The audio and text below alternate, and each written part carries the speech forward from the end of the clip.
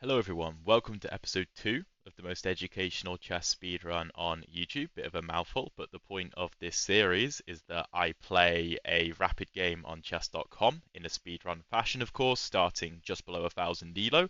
Check out the previous episode if you haven't already. And I try to explain my thought process as in-depth as I can during the game. And then after the game, go into a pretty in-depth analysis to kind of really go over all of the details to try and educate you guys as best as I can, but also just provide some interesting chess content. So with that being said, let's get into the game. Okay, so we're playing Peter 1960 ZY from Switzerland, and we have a Vienna, which is fantastic. I have a whole playlist on my channel dedicated to games in the Vienna. And we're going to get a Vienna Gambit, which is absolutely beautiful. I absolutely adore this opening. It is fantastic. I use it online, I use it over the board, and our opponent immediately makes a mistake. You cannot take this pawn, and the reason you can't take this pawn is because this is not a King's Gambit. A King's Gambit would be f4 here, and after pawn takes, white doesn't have an immediate threat, right? Typically the move is knight f3 or bishop c4. The difference here is that after knight to c3 and knight to f6 and f4 e takes f4, white does have a threat, and the threat is e5, attacking this knight. Queen e7, of course, pins the pawn to the king, but queen e2 unpins the pawn, and because this knight cannot go to d5 or e4, cannot go to g4 or h5 because of the queen, the knight just has to retreat. And this may look obvious, but I have had not this exact position, but in this position, an opponent playing knight g8 in an over-the-board chess game against, I think, an 1850 rated player in a classical game. This opening is not just a silly little blitz online gambit. It is a very legitimate opening. For those of you who don't know the channel, I am rated 1980 currently over the board. I'm very, very close to the big 2000. We're going to go knight f3, just defending our center. We're in no massive rush to take this pawn. We also would like to cover the h4 square to stop queen to h4 check, which could be quite annoying because g3 isn't an option that we want to go down, and we don't really want to trade the queens. Like let's say in this position we go d4, queen h4, queen f2. Trading the queens is not in the spirit of the position whatsoever. We want to take a massive center, keep our queen in the game, probably take on f4 and potentially castle queenside. We also have ideas like knight to d5 now that we're covering this square. And I think we can probably play it immediately. But if we go knight d5, queen d8 is the only move, of course, defending this pawn. I'm not sure exactly what our follow-up is. I honestly think that d4 is more accurate because d5 could be a problem for black, but there's no rush to do this. The queen on e7 puts pressure on the pawn, but if knight d5, queen d8, black allows his bishop to come to the c5 square because the queen moves out of the way. And the bishop on c5, it's not amazing by any stretch of the imagination. d4 could probably be played to kick it out, so maybe bishop to b4 is better. But my thought process is that knight d5 and queen d8 actually helps black to develop his dark squared bishop. And if he can develop his dark squared bishop, then he could potentially castle quicker, which of course would make an attack harder. I honestly don't know the exact theory here because typically moves like d6 get played. But I'm going to go d4. Very simply, we control the center really, really nicely. And I don't see a need to rush anything. We have bishop takes f4, castles queenside, moves like d5 and knight d5 lurking in the position. This is just very, very comfortable to play. I also want to quickly say a big thank you to the recent support on the channel. I've recently restarted uploading regularly again, and I'm really enjoying it. You guys seem to really like the previous episode of this series. Again, you can check it out after this game if you fancy. It's a very interesting Caro Khan game. So thank you very much for the support. It definitely helps to keep me motivated to keep making these videos. But this is just good. D6 is typically a move that gets played, and of course, there's no real point in white taking because the queens get traded, the bishop comes to D6. It becomes actually difficult to win this F4 pawn. F6 is definitely a questionable move. And I think F6 now makes knight to D5 playable. Because previously, the issue is knight D5, queen, not in this position. Knight D5, queen D8, white has no threat. Now, after knight D5, the queen still has to go to D8 because this still needs defending. And then we take on F6 with check. That's the big difference. So I think knight d5 is clearly the move. Queen b4 check is not playable because the knight covers that square. Queen e6 is not playable to keep the e-file closed because knight c7 wins the queen. So queen d8 has to be played. And after e takes f6, black probably has to do this. King f7, knight g5, king g6. This could be a very, very quick game. And of course, if black puts anything on the e7 square to block, then we just take it. Does this check work? Knight to g5, king g6, queen g4, there's knight h6 attacking the queen. Let me think a second. Knight g5 check, king g6. If knight to f4 check, the king can't take on g5 because of knight e6 double check, winning the queen. I will go over these lines after the game, don't you worry. So, check here, check. What happens if... Where can the king go? If the king goes to h6, then knight f7 check wins the queen. If the king goes to f5, then maybe queen d3. I think the more pressing matter is check, check, and king f6, getting the pawn back. But then, no, then it changes, because we give this check again, and if the king goes back, then we can play queen e4, because the knight on g5 is defended by the bishop, because we've removed the pawn. I think that should be pretty cut and dry. There's no doubt in my mind, even though I haven't fully calculated every single detail of this attack, because I found that one variation that is at least completely winning, I'm very happy to go into this now. So knight f4, if king takes g5,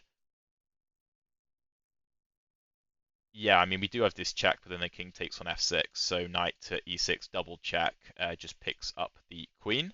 So let's give the check. Where else can the king go? If the king goes to h6, we give a check and win the queen. If the king goes to f5, then what was my move? What was my move? Queen e4. I think queen e4. Again, if the king takes, then we have this check at the very, very least, because the knight covers the e4 square. If the king takes on f6, then we come back. Yeah, the king does venture up to f5. We could give a pawn g4 check. That is playable. But I feel like getting our queen in is always a good thing, especially because it means our bishop can now move. This is becoming quite the slaughter very, very quickly. Where does the king go? I have no idea. There is no good-looking square for the king. The king takes. So, of course, we can give this check, and we can pick up the queen. You should still check to see if there's anything better in the position. Like, for example, knight to d5 check. It's a check because the bishop is uncovered. Knight d5 covers the f6 square, which means the king can't go here, can't go here, can't go here, can't go here, can't go here, can't go here, can't go here. So the king has to go to h5. This makes the calculation very easy. King h5. And then we have queen f5 check. The king has to go to h4. And then it looks like we have pawn to g3 check. Sorry, checkmate. And of course, pawn checkmates are just very, very cool. So I think that is absolutely fine. Of course, if you immediately just go knight to e6, double check, and a double check means that the king has to move. If you just go knight to e6 double check and pick up the queen, that's absolutely fine. But if you can be more accurate, then you should be. Oh, bishop e2, I think is actually just checkmate. Which is actually really aesthetic. So let's play it. Bishop e2 mate. Lovely, lovely stuff. That was obviously a very quick game, which doesn't mean that it's not a useful game. It looks like I actually had a quicker mate here, so it'll be interesting to see what the computer says about that. I know it was a bit of a shorter game. Please let me know in the comments, by the way, if we do get shorter games like this, would you rather me play a second game, or would you rather me just leave it as it is? Please let me know your thoughts on that. But let's do a quick game analysis. I think what I'll do is I'll go really in depth on the opening to make it very much worth your guys' while. So if you play the Vienna yourself, or you're thinking about playing the Vienna, especially after seeing some absolute destruction like in this game, and you want to recreate that for yourself, stick around for the game analysis. Let's get into it. So, no shade to my opponent, but he played with 35% accuracy, and I think that might be one of the lowest accuracies I've seen in a while. Firstly, what we'll do is we'll go over the game, and then I'll dive into some of the intricacies of the opening. So we start with e4, e5, knight c3, knight f6, and f4, the Vienna Gambit. The correct move here is d5, but I will go into that in a bit more depth afterwards. E takes f4, e5 is the move, knight to g8. But my opponent doesn't choose knight to g8. My opponent chooses queen e7, which is considered a mistake. Knight g8, the computer thinks that it's more playable for white, but I actually had a game where I think I like to play it in this bishop c4 fashion, which the computer goes, oh, that's not correct. But I'm sorry, I take this position any day of the week. I have won an over the board game in this line. I don't think my opponent took though. I think he got too nervous, and I want to say he played like knight c6 here, and I went on to win that quite comfortably. But he goes queen e7, queen e2, knight g8, the only move, knight f3, d4. The computer doesn't mind and wants to go king d1 here, and of course, knight f3 will come with an attack on the queen once it gets played. But I see no reason to allow this kind of thing to happen. I don't understand why you would want to do that. Just go knight f3. Just keep things simple. Knight c6, d4, take the central space. f6 is a massive inaccuracy. The computer wants to move d5. If e takes d6, again, this kind of thing is not the right way to go about the position. Black liquidates the queens off the board and makes it very difficult to win the f4 pawn back. You do have moves like knight to b5 with the white pieces, but you are not winning. You're not even better. So do not liquidate the board unnecessarily. My opponent goes f6, and this just allows knight d5. Again, I saw no point playing knight d5 here. After queen d8, white is still good. It's still better. But the knight doesn't really belong here, because after a move like knight g to e7, the computer just wants to retreat the knight. You're wasting time. Now, you could try and justify this with a move like c4, because if this trade happens, this can only be good for white. d6 looks like a massive, massive problem, because this, of course, loses a piece. And if the knight moves, this looks absolutely horrific. and you still can't take because you're going to have to block with a piece and lose a piece. But black doesn't have to play ball, of course. Black could just not take, and I don't really see how white's benefited in this position. So just take the space, d4, no need to rush, and we're going to win this pawn back at the very least and have a very comfortable position. Let's say black continues with something like g6. Okay, now apparently, oh, we get into f6. So this isn't even playable because, again, if the trade, then this comes with check, and you have to block with one of your pieces and lose it. This is so difficult to play with black. Let's say b6 trying to develop. Bishop f4, bishop b7, something like queenside castle. This is such a nice position for white.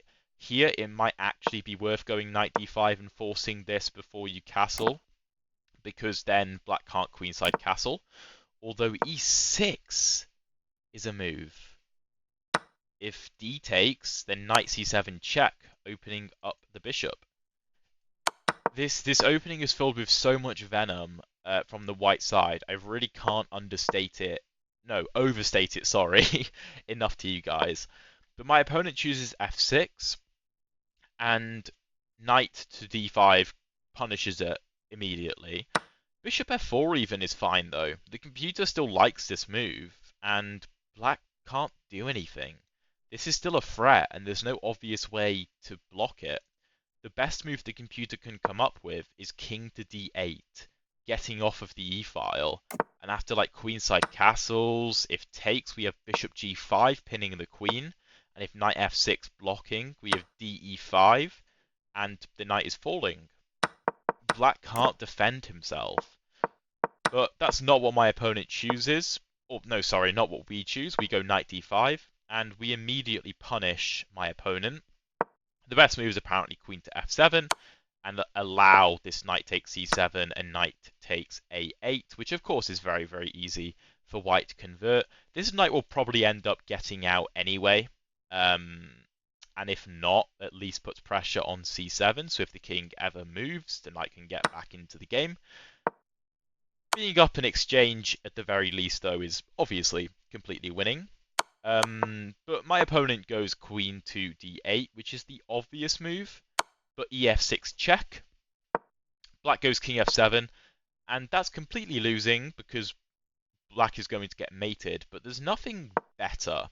If knight g to e7, knight g5 threatens checkmate, and if this, then knight f6 is checkmate. It's a horrible position. If knight c to e7, at the very least, we could just win this pawn. Sorry, the knight. And black is so much worse that it's not even funny. Because it's not like black loses a minor piece and then consolidates. Black is still completely losing. He still has no development. And white is still absolutely dominant. It's not even funny. So my opponent goes king f6, sorry, king f7, which of course makes sense. We go knight g5 check, the only move is king to g6. Here I had to try and make a decision on the best way to go forward. Queen d3 is apparently the quickest road to checkmate, like this, which, sorry, queen g3, which of course is still checkmate, it doesn't really matter. I personally chose knight takes f4 because I thought that at the very, very worst, we're going to mate my opponent. If he takes here, then we're just going to come straight back, and then we're going to get in, and then we're going to mate him somehow, some way. It's very easy to figure that out. There's no doubt in my mind it leads to a checkmate, or at the very, very least, we win a ton of material. Again, the computer considers this a miss, but when you're calculating an attack, if you can find a way to just win a queen, or win a rook, or win a minor piece, and checkmate might happen, that's good enough. Of course, find checkmate if you can, but you don't always have the luxury of just calculating forever and ever to find the perfect checkmate 6 moves in advance. If you can calculate a variation 3 moves in advance that wins you a queen and maybe leads to checkmate, but you'll figure it out when you get there, that's a perfectly valid way to tackle the position. And that's kind of what I did. My opponent chose king f5 though. Queen e4 check is the kind of obvious move. We do give up the knight, but again, I'm like, at the very least, I have knight to e6 check, and I will win the queen if nothing else. But then I'm like, wait, knight to d5 check is even better because we don't let the king retreat. And the king is cut off on all sides. He only has one square, king h5, and bishop e7 is mate. Also, you can go knight to h5 check, which is a brilliant move because you do the exact same thing. You cover f6, so the king has to take, and bishop e2 mate happens all the same, which is pretty hilarious. But yeah, that's what happens. A very quick game. But yeah, I'm going to go through a bit of the Vienna theory now. So if you don't want to stick around for that, no worries whatsoever. I hope you enjoyed the video nonetheless. Drop a like and subscribe if you haven't already. But if you're interested in the theory, e4, e5, knight c3, black can do a variety of things. And again, I have a whole playlist dedicated to this opening. But knight f6 is obviously a perfectly valid move. It does allow f4, and black needs to go d5. D6 is playable, but it's not great. Knight c6 is a terrible move because it allows this expansion in the center. And you'll notice with this e5 idea, we get a very similar concept to what we got in the game. I have also had this exact position in an over-the-board classical chess game, I think against a 1900. Again, and that's an over-the-board rating, which is realistically higher than online chess ratings. It's like worth more than an online rating. It like transposes better. So like a 1900 over the board might be a 2000, 2100 online, depending on the time format. But yeah, taking e5, I'll cover what happens after knight to g8 because this is the better way for black to tackle the position. Obviously, like I said, d6 or d5 are much, much better, but a lot of people do take. And after e5, queen e7 is not the correct way. So after knight to g8, go knight f3, protect your pawn, stop queen to h4 check, which is an issue.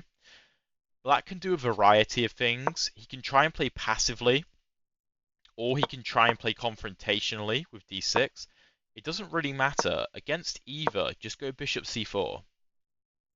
And at some point, this is like the most passive way that black can really tackle this position by like not committing pawns. At some point, black is going to have to play d6 or d5.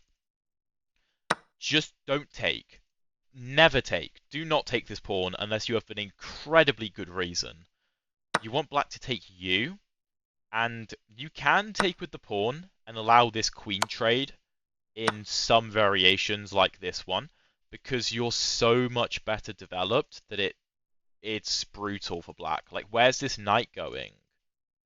I don't even know. Let's say bishop g4. Knight to b5 threatens the pawn. The computer wants to go bishop d8, which is horrific. Castle, you can already see ideas of attacking the f7 square. It's really, really bad. Knight g to e7, moves like e6 the computer likes, going after c7, putting pressure on f7. F takes, bishop c7, black can't take because knight takes would win the rook. Castle, h3, and I mean, okay, maybe black can liquidate a little bit, but he's going to lose something. Wait, bishop takes d8, that's very tactical. And this would lead to checkmate. Basically, take on d6 if you've got a very good reason, but you shouldn't really take on d6. The most typical thing that I find is d6, because it is the best move as well. And d4 is the best move in the position, but let me just think here. If d4 takes, bishop b5, c6, bishop c4, and if ed4, bishop f4, you can't take because of takes, I think. Yeah, king e7, and then queen e2, followed by many checkmating ideas and discoveries, which is pretty brutal. But I think over the board, I'm sure I've just gone bishop c4 in these lines, and after takes, just castled. Yeah, I've just castled. After knight to c6, there is moves like d4, and if black gets greedy and tries to take too many things, there's often ideas like bishop f7, king f7, knight e5, just sacking the bishop for a monster attack, and moves like queen h5, if g6, knight g6. This is an idea many people have seen. This is nothing particularly new or special, but it's deadly. It is absolutely deadly. So my personal recommendation is if black goes d6, or if black doesn't go d6, just ignore him. Play bishop c4, castle, potentially go d4 to open up your bishop, and look for sacrifices. Look for ways to get your pieces into the attack, because black is lacking a lot of development. That's my personal recommendation, and that works for me online and over the board at a 2000-ish level. I could go more into the theory, but I think I've got many videos covering that kind of thing, which you can check in the playlist below. I won't drag this on for any longer than it needs to. Thank you very much for watching. Please let me know in the comments what you think about this series, and check out the video that appears here, because YouTube thinks that you're really going to like it.